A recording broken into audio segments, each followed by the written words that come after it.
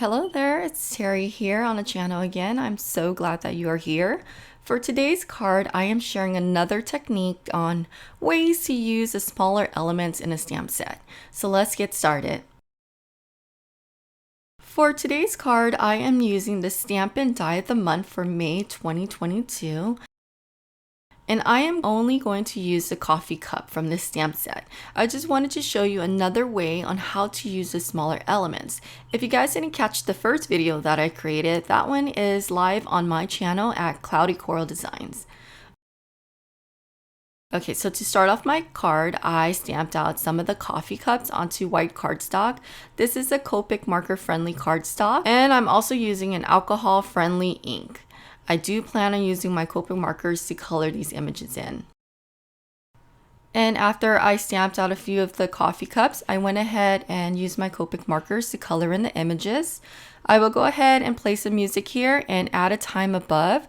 Just in case if you're not interested in watching the coloring process, you can go ahead and forward it to that time. Okay, so I'll see you guys in a little bit.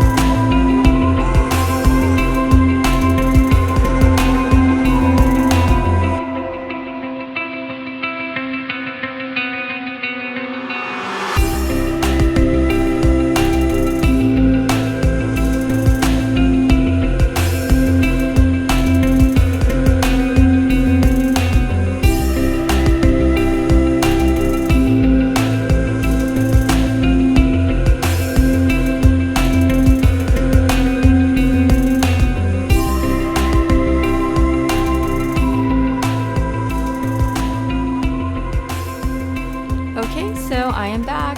I kept the coloring pretty simple on these coffee cups. And once I was finished with that, I went ahead and used the coordinating dies and die cut that using my die cutting machine. As you can see, one of the coffee cups didn't die cut correctly, so I went ahead and colored another one off screen. Okay, so for the background, I am going in with white cardstock, and I'm using the new Lawn Fawn stencil. This is, I believe, called Paint Splatters, and it is available in the shop. I will link everything down below if you're interested. So this stencil here is actually intended for paint splatters. So I decided to use it as coffee spills. So going in with some Captain Pooler inks in brown, I blended that in using my life-changing blender brush from Picket Fence Studios. And I kept it pretty simple here with the blending. So I made sure to create lots of lighter areas and also darker areas. Okay, so I wanted to add a little more texture onto the background. So I went in with one of my brick embossing folder and ran that through my die cutting machine.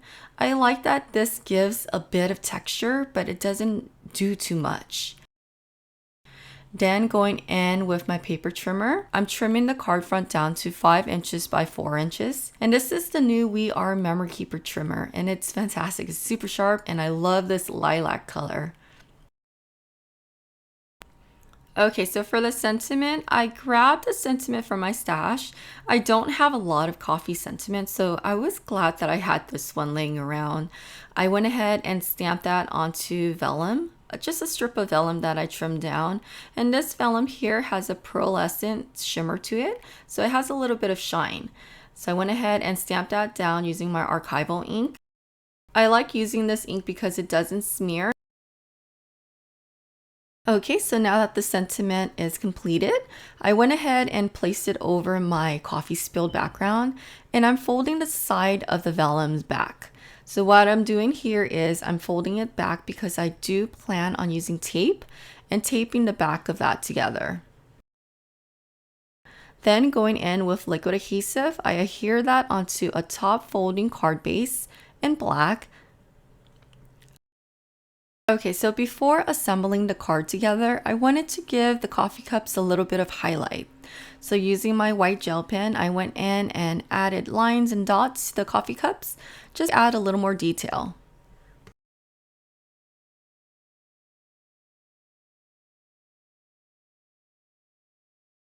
Now going in with liquid adhesive, I just adhered all of the coffee cups to the card panel. I also went in and added some beautiful sequins from Picket Fence Studios. Again, I will link all of the supplies that I used down below in the description. And that's pretty much it. I hope you found this tutorial helpful, and I hope it sparked up some interest for you to go dig up in your craft supply and look at all the smaller elements in your stamp set and try to create with it. Okay, until next time, I hope you guys have a wonderful day. Bye bye.